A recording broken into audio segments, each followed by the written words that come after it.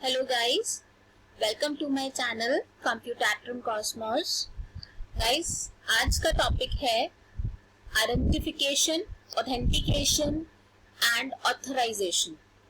ये topic mainly जो आपके साइबर सिक्योरिटी है उसमें आता है, जहाँ पर आपको सिक्योरिटी फीचर्स को एनहांस करना है, सिक्योरिटी फीचर्स को जानना है कंप्यूटर साइंस में. तो वहाँ हम इन टर्म्स को बेसिकली यूज करते हैं. तो आज हम कुछ टर्म्स जो हम सिक्योरिटी के लिए यूज करते हैं उसको स्टडी करेंगे. सो गाइज, चलिए बिना टाइम वेस्ट करें लेक्चर की तरफ चलते हैं. इससे पहले मैं आपसे रिक्वेस्ट करूंगी, अगर आप मेरे चैनल पे नए हैं तो प्लीज सब्सक्राइब करें, और अगर आप पहले से ही देखते आए हैं तो उसे लाइक एंड शेयर करें ताकि स्टूडेंट्स इससे ज्यादा से ज्यादा फायदा उठा सकें. So guys, coming to the lecture, the first term here is identification, right? So identification क्या होता है? That means कि आप as a user आपकी पहचान क्या है. जैसे फॉर एग्जाम्पल आप Gmail पे अकाउंट बनाते हैं, right?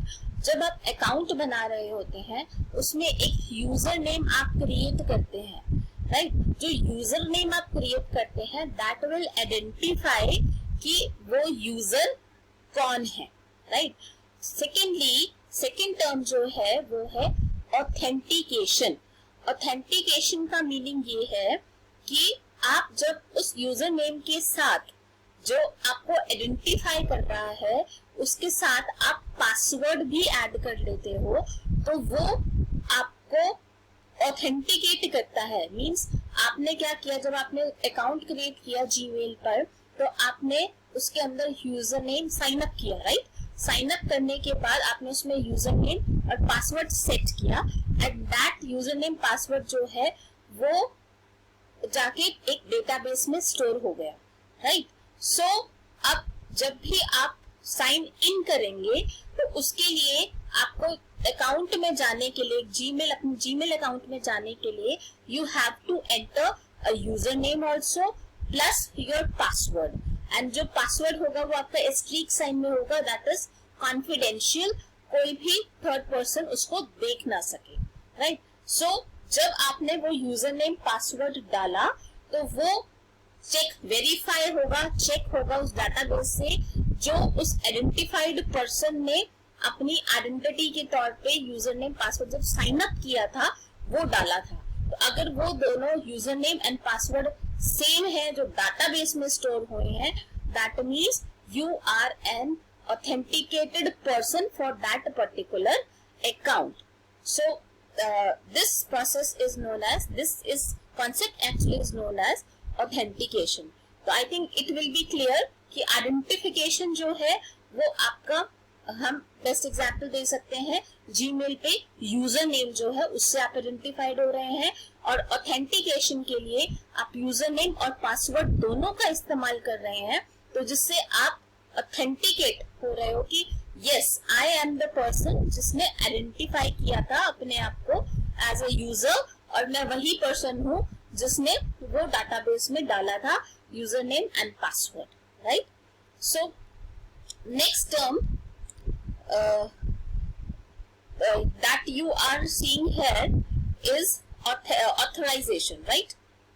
Before coming to the authorization, I will give you some few examples more for identification and authentication. Here you are seeing a word digital authentication, right? Digital authentication has three things. पहला, first, something a person knows, ठीक है? तो आप authenticate करने के लिए, जैसे मैंने आपको बोला, एक पासवर्ड सेट करते हैं, तो यहाँ पर कोई सिक्योरिटी क्वेश्चन होगा या फिर पासवर्ड होगा, right? Secondly, something a person has, जैसे कि इसमें एग्जांपल है token, smart card, ID card और क्रिप्टोग्राफी की. आपको मैं इसका एक सिंपल सा एग्जांपल देती हूँ. आप मेट्रो स्टेशन पे जाते हैं उस मेट्रो में आप कई बार कार्ड बनवाते हैं या फिर आपको एक टोकन मिलता है, वो टोकन जो है, उस टोकन में जब भी आप उसको स्कैन करते हो कि आप गेट से बाहर जा सके या अंदर आ सके, तो आपको स्कैन करने के बाद ऑटोमेटिकली गेट ओपन हो जाता है उस स्मार्ट कार्ड से, and you will move from here and there, जो भी आपको बाहर जाना है गेट से या अंदर आना है। तो स्कैन जब आप कर रहे हैं, that means you are providing a password, और वो जो कार्ड है आपका, जो कार्ड है वो एक आपका यूजर नेम की तरह काम कर रहा है। जब आपने स्कैन किया वो आपके पासवर्ड की तरह काम कर रहा है, एंड यू आर ऑथेंटिकेटेड कि हाँ वो मशीन आपको ऑथेंटिकेट कर रही है कि जो यूजर नेम पासवर्ड यूज किया गया है दैट वाज करेक्ट, वो पर्सन यहाँ से निकल सकता है, ठीक है। And the third thing is something a person is, that means जैसे कि हम फिंगरप्रिंट करते हैं या बायोमेट्रिक डेटा को हम बोल सकते हैं, या आपका फेशियल रिकॉग्निशन होता है, फेशियल स्कैन होता है, उसके बेसिस पे that can be used as a password also. Okay, so this is the authentication process, जहाँ पे a user to prove that they are still the person they claimed to be during the identification phase। मतलब जब भी आपने वो identify किया था अपने आप को एज अ यूजर नेम कि मैं यही हूँ, जब आपने साइन अप किया था, राइट, तो आपने उस टाइम अपने आप को आइडेंटिफाई किया था, ये मेरा यूजर नेम है, ये मैंने पासवर्ड डाला है अपने लिए, और वो जब डाटाबेस में स्टोर हो गया एंड जब आपने साइन इन किया तो वो आपने यूजर नेम पासवर्ड डाल के उस डाटाबेस से बैकएंड पे चेक हो रहा है, वेरीफाई हो रहा है, दैट विल ऑथेंटिकेट, हाँ ये वही पर्सन है जो आइडेंटिफिकेशन के टाइम पे क्लेम किया था, यस कि मैं वही हूँ, ठीक है। दूसरा टर्म है जो हम इसमें देख रहे हैं वो है multi factor authentication, that is MFA। This means जैसे कि MFA, जैसे कि आप जीमेल में भी एक बार साइन इन करते हैं या जब साइन इन करता है, कई बार वो आपसे एक बार तो पासवर्ड मांग रहा है, सेकेंड टाइम सिक्योरिटी पर्पस के लिए आपसे सिक्योरिटी क्वेश्चन मांग रहा है, तीसरा टाइम वो कई बार आपसे मांगता है कि आप अपना वो फोन नंबर दें, या फिर फोन नंबर पे हम आपको लिंक सेंड कर रहे हैं, तो दैट मीन्स वो वेरीफाई कर रहा है, हर स्टेप पे आपको ऑथेंटिकेट कर रहा है कि आप वही पर्सन है जो आइडेंटिफिकेशन फेज में आपने अपने आप को क्लेम किया था। सो इसके अंदर क्या हुआ, नंबर ऑफ टाइम्स आप अपने आप को ऑथेंटिकेट कर रहे हैं, तो हम कॉन्सेप्ट बोलते हैं multi factor authentication, right. Next term है ऑथराइजेशन। ऑथराइजेशन का मीनिंग ये है कि जब आप अपने आप को आइडेंटिफाई कर चुके हैं, ऑथेंटिकेट कर चुके हैं, ऑथेंटिकेट करने के बाद जब आप अंदर अकाउंट में चले जाते हैं तो आपको उस टाइम पे आप किस चीज के लिए ऑथराइज्ड हैं, आपको क्या प्रिविलेजेस, क्या परमिशंस या क्या राइट्स मिल रहे हैं। जैसे फॉर एग्जांपल ERP सिस्टम है, ठीक है, एक ERP सिस्टम एक स्टूडेंट के लिए भी है, एक ERP सिस्टम एक टीचर के लिए भी है, एक ERP सिस्टम आपके एडमिन के लिए भी है, राइट। तो जब आप एज अ स्टूडेंट उसे ऑथेंटिकेट कर रहे हैं अपने आप को, तो एज अ स्टूडेंट आप सिर्फ अटेंडेंस देख सकते हैं, रिजल्ट देख सकते हैं, असाइनमेंट सबमिट कर सकते हैं, आपके पास यही ऑथराइजेशन है। जब आप एज अ टीचर उसके अंदर ऑथेंटिकेट करते हैं तब आपके पास ये राइट्स हैं या ये ऑथराइजेशन फैसिलिटी है कि आप उसके अंदर अटेंडेंस डाल सकते हैं, अटेंडेंस अपडेट कर सकते हैं, सिमिलरली आप उसके अंदर रिजल्ट ऐड कर सकते हैं, या फिर असाइनमेंट्स के क्वेश्चंस आप उसके अंदर अपलोड कर सकते हैं। एंड जब हम एडमिन की बात करें तो उसके पास सारे राइट्स हैं। तो ऑथराइजेशन हमेशा आइडेंटिफिकेशन और ऑथेंटिकेशन के बाद ही आता है। जब आप ये क्लेम कर देते हैं यस मैं ऑथराइज्ड पर्सन हूँ, तब आपको पर्टिकुलरली उस ऑथराइज्ड ऑथेंटिकेटेड पर्सन के लिए क्या ऑथराइजेशन दी जाती है, क्या privileges दी जाती है, that concept is known as authorization. So examples I have given you for ERP. Now the next term that comes in security concept is the access control, right? Access control क्या है? ये एक data security process है जो कोई भी organisation को enable करता है कि जो भी ऑथराइज्ड पर्सन हो वो कॉर्पोरेट के डेटा और जो रिसोर्सेज हैं वो ठीक से यूज करे। ठीक है, तो आपको जो भी आप रिसोर्सेज को ऑर्गेनाइजेशन में जो भी रिसोर्सेज हैं, नेट है, इंटरनेट फैसिलिटी है, आप उसे एक्सेस कर रहे हो। ठीक है, तो एक्सेस करते हुए वो जो एडमिन पर्सन है, जो आईटी सर्विसेज आपको प्रोवाइड कर रहे हैं, सिक्योरिटी रीजन से आपको कितना एक्सेस मिल सकता है उस चीज का, वो आप उसको कंट्रोल कर सकते हैं। जैसे फॉर एग्जांपल मैं आपको इसमें बता सकती हूँ कि एक आईटी सर्विसेज है, एक स्टूडेंट के लिए जब हम एक यूजर नेम पासवर्ड फॉर्टिनेट या फिर हम कोई फायरवॉल सेट करते हैं, सिमिलरली फॉर फैकल्टी ऑल्सो एक फायरवॉल ऑथेंटिकेशन इज सेट।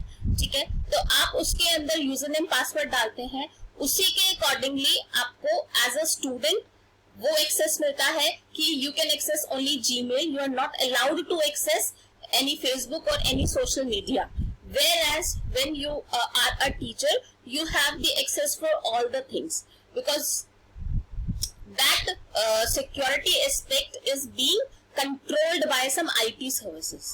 ठीक है, तो this is your access control. Next is there are two types of access control.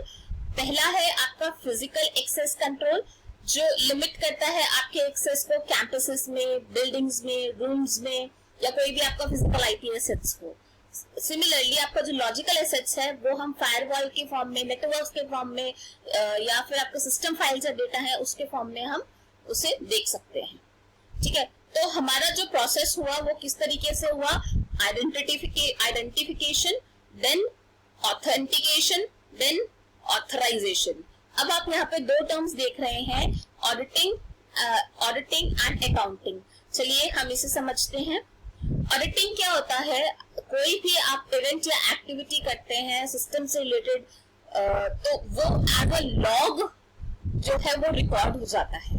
ठीक है, तो